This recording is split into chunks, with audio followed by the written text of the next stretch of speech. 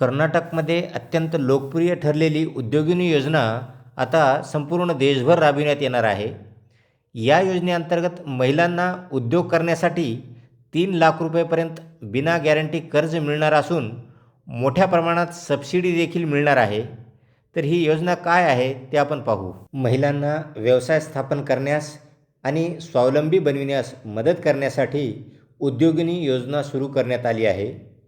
महिलांना आर्थिकदृष्ट्या सक्षम बनवणे आणि त्यांना आत्मनिर्भर बनवणे हा या योजनेचा उद्देश आहे. या योजनेअंतर्गत महिला उद्योजकांना लघुउद्योग, किरकोळ व्यवसाय आणि कृषी उपक्रमासाठी 3 लाख रुपये कर्ज देण्यात येणार आहे.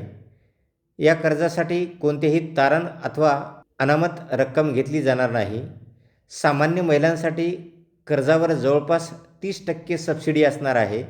तर SC, ST, विधवा, दिव्यांग महिलांसाठी ही सबसिडी 50% पर्यंत असणार आहे. या विशेष श्रेणीतील काही महिलांना अत्यंत कमी व्याजदराने तर काही महिलांना बिनव्याजी कर्ज मिळणार आहे. ही योजना गरीब महिला उद्योजकांना आर्थिक मदतीसह व्यवसाय सुरू करण्यास सक्षम बनवते.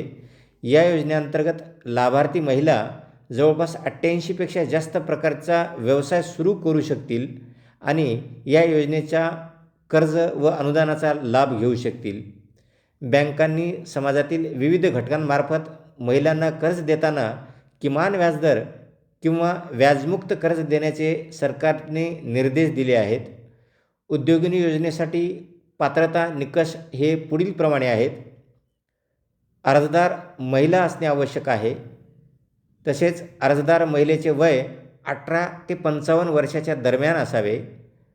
अर्जदाराचे वार्षिक कौटुंबिक उत्पन्न 1.5 लाख रुपयापेक्षा कमी असले पाहिजे. अपंग, विधवा किंवा निराधार श्रेणीमध्ये येणाऱ्या लाभार्थी महिलांना ही उत्पन्न मर्यादा नाही. अर्जदार महिलेचा व्यवसाय लघु उद्योग, किरकोळ विक्रेते, उत्पादक, व्यापारी, स्वयंरोजगार व्यावसायिक आणि इतर संबंधित श्रेणींचे उद्योग असतील तर ते या उद्योगिनी योजनेचा लाभ घेऊ शकतील.